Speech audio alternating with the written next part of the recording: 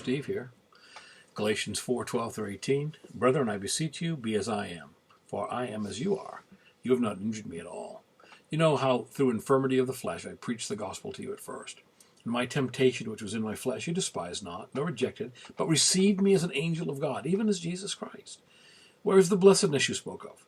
I bear you record, if it had been possible then, you would have plucked out your own eyes and given them to me. Am I therefore become your enemy because I tell you the truth? They zealously affect you, but not well. Yea, they would exclude you, that you might affect them. It is good to be zealously affected, always in a good thing, and not only when I'm present with you. Living for Jesus needs to be just that. It needs to be living for Jesus. We have a first love that happens when we first meet him, and we desire to serve God with all we have. But as time goes on, something happens, and our fire seems to die down. Bob George, in his book Classic Christianity, says some of that is built in by God.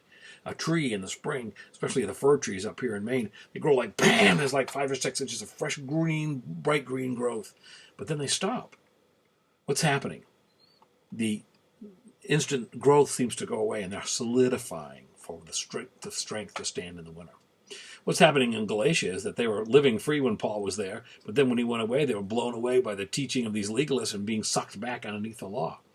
They needed constant teaching and positive reinforcement in the choices, but they seemed to lack discernment. Legalism produces a heartless, cold, and arrogant brand of righteousness. It has 10 major flaws, one commentator said. New laws are always needed for new situations. Accountability to God is replaced with accountability to people. It reduces personal discernment. It creates a very judgmental spirit. The Pharisees confused personal preferences with divine law. It produces inconsistencies. It makes a false standard of righteousness. It was a burden to the Jews. It was external only, and Jesus didn't like it, and he still doesn't. The essence of legalism is trusting in the religious activity rather than trusting God. It's putting our confidence in a practice rather than a person. Without fail, this will lead us to love the practice more than the person, says Jack Deere, Surprised by the Power of His Spirit. Good book. When our lives here on earth end, we'll have to stand before a holy God.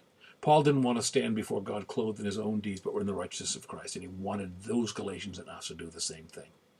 Righteousness comes only through the faith in Jesus Christ. We only get acceptance with God through that. Remember that and ponder that. Pastor Steve.